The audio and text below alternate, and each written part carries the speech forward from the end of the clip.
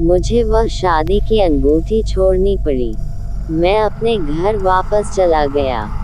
मुझे याद आया कि एलिसन की शादी की अंगूठी के अलावा एक और चीज़ थी जिसे मैं खुद शुद्ध करने के लिए नहीं लाया था, फिर भी मुझे उससे छुटकारा पाना था।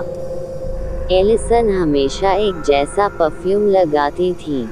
मैंने घर के बाथरूम में एक बोतल छोड़ दी क्योंकि मैं उसे बाहर फेंकने की हिम्मत नहीं कर पा रहा था। उसकी खुशबू को बनाए रखना उन चीज़ों में से एक थी जिसे मैं वास्तव में खोना नहीं चाहता था। मैं उसे याद रखने के लिए समय समय पर इसका छिड़काव करता था। मैंने बाथरूम की अलमारी से परफ्यूम की शीशी निकाली और उसे कमरे से बाहर ले जाने लगा। मैं दरवाजे के करीब ही था कि लड़खड़ा कर गिर गया। मैं हाथ में परफ्यूम की बोतल लेकर काउंटर में गिर गया। बोतल सिंक के किनारे से टकराकर बिखर गई। बोतल का एक दांतेदार किनारा मेरी हथेली को चीरता हुआ मेरे हाथ पर आ गिरा। इत्र का कुछ तरल पदार्थ मेरे चेहरे पर छलक गया, मेरे मुंह में उतर गया और मेरी जीभ पर चुभने लगा। मैंने सीधे कुछ परफ्यूम सूंघ लिया, उसे गटक लिया, खूब खांसने लगा और अपने कटे हुए हाथ को दबाकर खून रोकने की कोशिश करने लगा। एलिसन का इत्र मेरे हाथ के घावों के माध्यम से मेरे शरीर में घुस गया और तरल पदार्थ ने मेरे मुंह को भिगो दिया। मैंने इसे झटक दिया। मेरे हाथ के घावों पर टाँके लगाने की जरूरत नहीं पड़ी और अंततः वह भयानक स्वाद मेरी जीभ से गायब हो गया। मैं बैंक गया और अपने सुरक्षित जमा बॉक्स में घुस गया। वहाँ केवल मेरी ही चीज़ थी। जैसे ही मैंने दराज खोली, सफ़ेद सोने का शादी का बैंड मुझे घूर रहा था। मैंने उसे दराज से निकाला और अपनी अनामिका पर रख दिया। मेरी उंगली की अंगूठी कितनी ढीली थी, उसने मुझे कुचल दिया। एलिसन एक बेहतरीन रसोइया थी और मेरे लिए खाना बनाने के लिए उसके साथ न होने से, उसके बीमार होने के बाद से मेरे सामान्य अवसाद ने मेरी उंगलियों के घेरे को कम कर दिया था। बात मुश्किल से मेरी उंगली पर भी टिकेगी। मेरा इरादा उस चीज़ को तुरंत वापस लेने का था। मैंने नहीं किया, फिर भी मैं इसे पहनकर बैंक से बाहर चला गया। तभी उतरना शुरू हुआ। मैं एक होटल के कमरे में रह रहा था जबकि मेरे माता पिता के घर में आग से हुए नुकसान की मरम्मत की जा रही थी। ये हवाई अड्डे के पास स्थित मध्य श्रृंखला वाले उन होटलों में से एक था जिनमें ज़रा भी आकर्षण या जीवन नहीं था और वे हमेशा धुंधले रहते थे। मेरा कमरा दालान के बिल्कुल अंत में सबसे ऊपरी मंजिल पर था और ये दुनिया से मेरा अंधेरा अभयारण्य बन गया।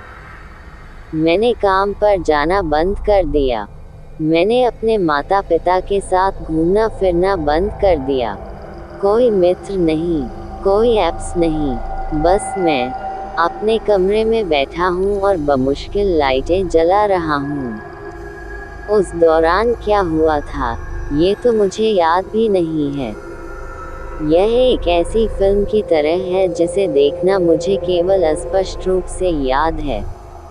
टुकड़े टुकड़े मेरे पास आते हैं और मैं उस समय के छोटे छोटे अंश देख सकता हूँ, लेकिन उन्हें ऐसा लगता है जैसे मैं अपना जीवन देख रहा हूँ, उसमें भाग नहीं ले रहा हूँ। मुझे जो याद है वह एक एहसास है, सिर्फ अपने विचारों और भावनाओं के साथ अंधेरे में उस कमरे में बंद रहना। और वे भावनाएं दर्दनाक और विनाशकारी थीं। मैंने खिड़की तोड़कर बाहर कूदने के बारे में सोचा। मैंने खुद को बाथटब में डुबाने या उसमें लगे टीवी को बाथटब में फेंकने के बारे में सोचा। मैंने उस टेक चाकू के बारे में सोचा जो एक रात मेरी रूम सर्विस के साथ आया था और मैं इसके साथ क्या कर सकता था। मेरे माता पिता और लीशा ने मुझे बचाया। एक रात वे मेरे दरवाजे पर आए और मुझे बाहर नहीं निकलने दिया। लीशा ने मुझे ये दिखाने के लिए एक तस्वीर ली कि मैं कितना भयानक लग रहा था। धसी हुई काली आंखें, राख की त्वचा, मेरे बाल भी से ढके हुए थे। मैं एक ऐसे व्यक्ति की तरह लग रहा था जो हॉलिडे इन एक्सप्रेस के बजाय सड़क पर रह रहा था। लेकिन फिर सबसे बुरा दौर आया। मैं केवल 48 घंटे से कुछ अधिक समय तक कमरे में रहा था। यह ऐसा था जैसे मेरी हालत वार्प ड्राइव में खराब हो गई हो। ऐसा लग रहा था कि मैं एक दिन में 10 साल का हो जाऊंगा। उस इत्र के माध्यम से जो कुछ भी मेरे अंदर आया उसने मुझे नर्क में पहुंचा दिया। मेरे माता पिता बड़े संशयवादी थे और लीशा द्वारा उनसे संपर्क करने को लेकर घबराए हुए थे क्योंकि वह मेरे बारे में चिंतित थी। हालांकि वे एलिसन के साथ जो कुछ भी हुआ था उसकी काली शक्ति के बारे में पूरी तरह से समझ रहे थे और खुले दिमाग वाले थे, इसलिए उन्होंने लीशा को मेरे साथ कमरे में अकेले रहने दिया। लीशा ने पूरे समय अपने चेहरे पर भयभीत भाव से मेरी जांच की। मैं बस आना ही शुरू कर रहा था और उसके चेहरे और आवाज़ों की भयानक प्रकृति मुझे घबराहट में डाल रही थी। लीशा को भूत प्रेत भगाने का काम करना था। अंधेरे की शक्ति मेरे अंदर इतनी गहरी थी कि मैं कुछ और नहीं कर सकता था। इस समय जाकर अपनी शादी की अंगूठी नदी में फेंकना पर्याप्त नहीं होगा। मैंने सोचा कि इसका मतलब बस कुछ मोमबत्तियां जलाना, कुछ साधुओं को जलाना, कुछ क्रूस पकड़ना और पवित्र आत्मा से कुछ प्रार्थना करना होगा। लीशा ने तुरंत मुझे सूचित किया कि यह मामला नहीं था। मैंने देखा कि लीशा ने एक सिरिंज, साफ तरल की एक शीशी और एक छोटी रबर की नली निकाली, एक ऐसा सेटअप जो देखने में ऐसा लग रहा था जैसे ये हेरोइन की शूटिंग के लिए होगा। जब उसने अपनी आंखों से पट्टी खींची तो उसने मुझे बताया कि वह तरल पदार्थ पवित्र जल था। मैं भगवान में विश्वास नहीं करता था, तो वह पवित्र जल कैसे काम करेगा? उन्होंने समझाया कि अंधकार किसी ऐसी चीज से प्रभावित हो सकता है जो केवल स्वच्छ होने, पवित्र होने, प्रकाश होने और अंधेरा नहीं होने में विश्वास करती है। इसके लिए पवित्र जल ही सबसे अच्छा उपाय था जो वह कर सकती थी, भले ही वह ईश्वर में भी विश्वास नहीं करती थी। लीशा ने मेरी आंखों पर पट्टी बांध दी और मुझे बिस्तर से बांध दिया। मुझे नहीं पता था कि यह आ रहा है जब उसने वह सिरिंज मेरी बाह में सरका दी। मुझे अपने जीवन की सबसे बड़ी घबराहट तब हुई जब उसने प्लंजर को नीचे गिरा दिया और मुझे लगा कि मैं बिस्तर के मुलायम गद्दे में पिघल गया हूँ। मैं अचानक हिल नहीं सका। सब कुछ अंधकार में था, लेकिन मुझे ऐसा महसूस हो रहा था जैसे मैं स्पेस माउंटेन पर सवार हूँ और तीव्र गति से अंधेरे को पार कर रहा हूँ। फिर ये सब धीमा होने लगा और एक परिचित आवाज़ मेरे दिमाग के पिछले हिस्से में गूंजने लगी। ये एलिसन था, पुराना एलिसन, डेरी। उसकी कोमल, दयालु आवाज़ ने मुझे प्रभावित किया। इससे पहले कि वह मुझसे दोबारा बात करती, मैं जवाब नहीं दे पाता। क्या हुआ? मैंने एक गहरी सांस ली। ऐसा लगा जैसे मैंने पूरे ब्रह्मांड को अपनी अचानक भारी छाती में समा लिया हो। मैंने शून्य में एलिसन की आत्मा से संवाद करना शुरू कर दिया। तुम मुझे प्रताड़ित कर रहे हो। तुमने मेरी जिंदगी बर्बाद कर दी है। तुम्हें रुकना होगा। तुम्हें मुझे जाने देना होगा। लेकिन कृपया मुझे जाने मत दीजिए। जो मुझे करना था उसे करने में इससे अधिक दुख नहीं हो सकता था। मुझे आश्चर्य हुआ कि मैं इतना मजबूत था कि मैंने अपने दिमाग में बयान बनाना शुरू कर दिया था। मैं तुम्हें नहीं भूलूंगा, लेकिन मुझे तुम्हें जाने देना होगा, बर्डी।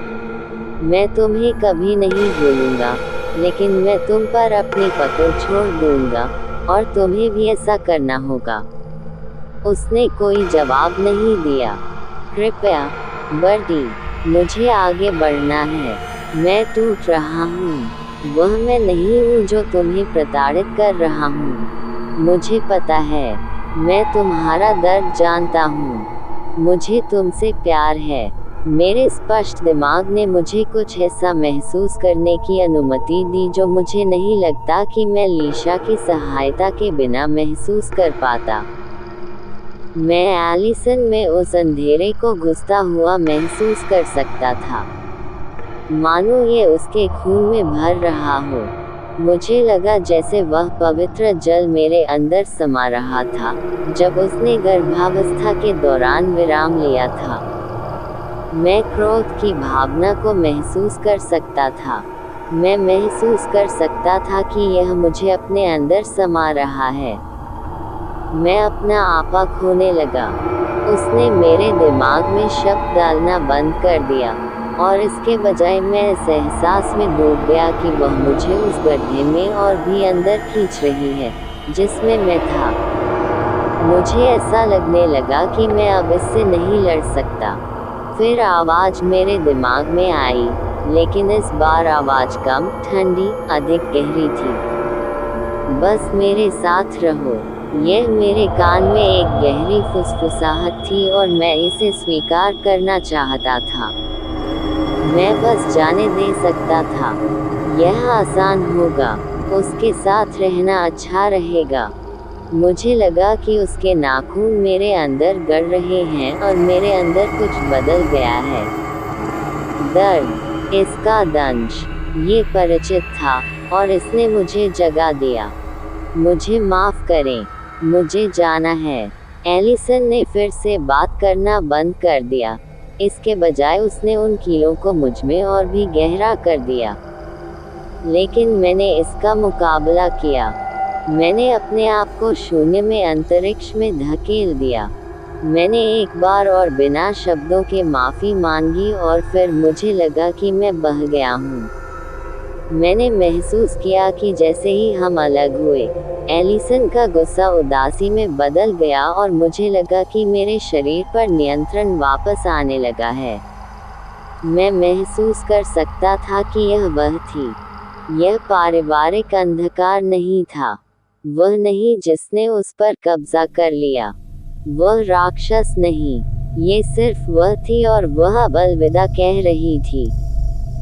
अलविदा डेरी, मुझे तुमसे प्यार है। मुझे माफ़ करें। जैसे ही मैंने वह सब सुनना आत्मसात कर लिया जो मुझे हमेशा सुनने की ज़रूरत थी, सारी भावनाएं मेरे शरीर में वापस आ गईं। मैं वापस जाने के लिए तैयार था। मैं खुद को हवाई अड्डे के पास उस सादे होटल के कमरे में वापस जाते हुए महसूस कर सकता था। मैं लीशा की आवाज़ सुन सकता था जो मुझे वापस बुला रही थी। मैंने कुछ नहीं कहा, लेकिन जितना हो सके मैंने अपनी बाहें फैलाईं और थोड़े से, सबसे नर्म क्षणों के लिए, मुझे लगा कि मेरा हाथ एलिसन के हाथ से टकरा गया है। मुझे उसकी सगाई की अंगूठी के हीरे की खुरदुरी खरोंच अंदर तक महसूस हुई मेरे हाथ का। मैं बिस्तर पर उठा। लीशा का चेहरा मेरे चेहरे से सटा हुआ था। उसके पूरे चेहरे पर राहत छा गई। आपको कैसा लगता है? उसने पूछा। उसके चेहरे पर अभी भी काफ़ी चिंताएं हैं। मुझे वास्तव में लंबे समय में सबसे अच्छा महसूस हुआ। मुझे ऐसा लगा जैसे मैंने सचमुच किसी राक्षस का अभ्यास कर लिया हो। पवित्र जल वास्तव में वह सब कर सकता है। मैंने लीशा के प्रश्न का उत्तर देने के बजाय उससे पूछा। नहीं, वह केटामाइन था, लेकिन मैं आपको परेशान नहीं करना चाहती थी, लीशा ने समझाया। मुझे नहीं लगता कि उस समय कोई भी चीज़ मुझे विचलित कर सकती थी।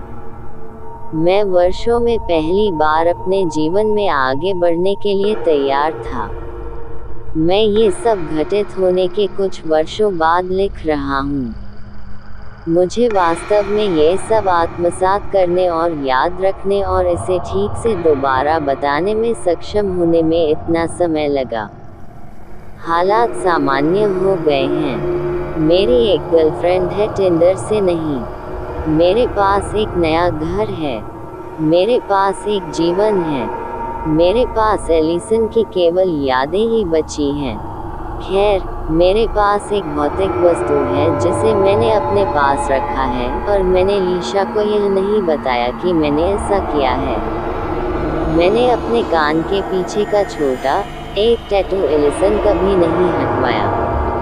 कभी कभी मैं खुजली के साथ आधी रात में जाग जाता हूँ और मुझे आश्चर्य होता है कि क्या यह एलिसन लौट रहा है या बस मुझे थोड़ा नमस्ते भेज रहा है। लेकिन फिर ये दूर हो जाता है और मैं सो जाता हूँ। मैं इसे लगभग कभी नहीं देखता, लेकिन मैं हमेशा जानता हूँ कि यह वहाँ है, और यह एकदम सही है।